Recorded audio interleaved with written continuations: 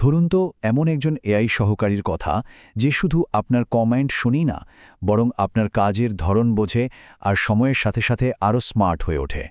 আজ আমরা এমনই এক নতুন ধরনের এআই ক্লড বট নিয়ে কথা বলবো, যা কোনো ক্লাউড সার্ভারে নয়, বরং আপনার নিজের কম্পিউটারের ভেতরেই কাকে।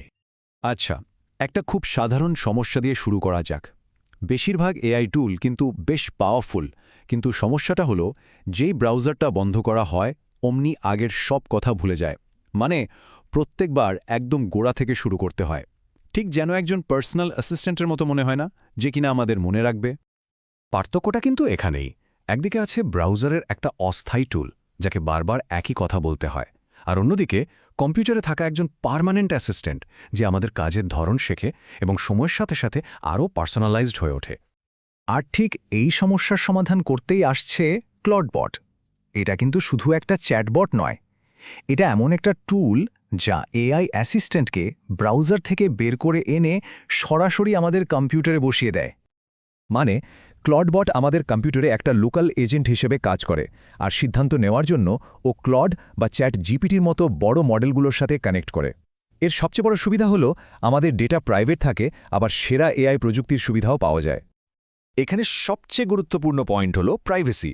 যেহেতু এটা লোকালি চলে, তাই আমাদের সব কথাবার্তা, ফাইল সবকিছু নিজের মেশিনেই সুরক্ষিত থাকে।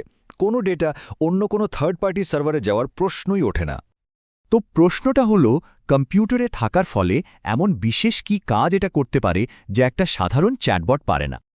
ক্লডবটের মূল দর্শনটাই হলো শুধু কথার উত্তর দেওয়া নয়, বরং সত্যি সত্যি কোনো কাজ করে দেওয়া। ধরুন একটা ইমেলের সামারি করতে বলা হলো, আর ও সাথে সাথে একটা ডকুমেন্ট বানিয়ে দিল, কিংবা কোডিংয়ের কোনো সমস্যা সলভ করে দিল। ক্লডবট কিন্তু এই রকম আসল কাজগুলো করার সুযোগ করে দেয়। আর এই সব কিছু কন্ট্রোল করার জন্য যে খুব জটিল কনফিগারেশন ফাইল নিয়ে ঘাঁটাঘাঁটি করতে হবে তা কিন্তু নয়। একটা সহজ ওয়েব ড্যাশবোর্ড থেকে এর সব সেটিংস খুব সহজেই ম্যানেজ করা যায়।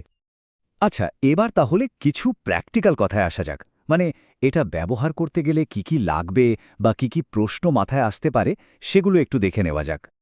লোকালি কোনো এআই টুল চালানোর কথা শুনলেই কিন্তু প্রথম যে চিন্তাটা আসে তা হল এর জন্য নিশ্চয়ই অনেক পাওয়ারফুল আর দামি হার্ডওয়্যার লাগবে। আসলে তা নয়। দেখুন, ক্লডবটের আসল ব্রেন মানে ল্যাঙ্গুয়েজ মডেলটা কিন্তু ক্লাউডেই থাকে। আমাদের কম্পিউটারে শুধু এর এজেন্টটা চলে, তাই এর জন্য স্পেশাল কোনো হার্ডওয়্যার লাগে না। একটা সাধারণ মডার্ন কম্পিউটারেই এটা দিব্যি চলে যায়। বেশ, সফটওয়্যারটা যদি ফ্রি হয় তাহলে খরচটা আসলে কোথায়? সফটওয়্যারটা নিজে ফ্রি হলেও এই পেছনে যে এআই মডেলগুলো কাজ করছে, যেমন অ্যানথ্রপিক বা ওপেন এআই, সেগুলো ব্যবহারের জন্য একটা খরচ আছে। মানে যখনই ক্লডবটকে কিছু করতে বলা হয়, ও একটা এপিআই কল করে কাজটা করে, আর এই প্রত্যেকটা কলের জন্য খুব সামান্য একটা পেমেন্ট করতে হয়, যেটা পুরোপুরি ব্যবহারের উপর নির্ভর করে। এর পরের প্রশ্নটাই হলো সেটআপ নিয়ে। এটা ইনস্টল করাটা কতটা কঠিন, বিশেষ করে যারা ডেভেলপার না, তাদের জন্য তো এটা একটা বড় প্রশ্ন। দেখুন, সত্যি কথা বলতে কি, এর সেটআপটা কিন্তু একদম প্লাগ অ্যান্ড প্লে নয়।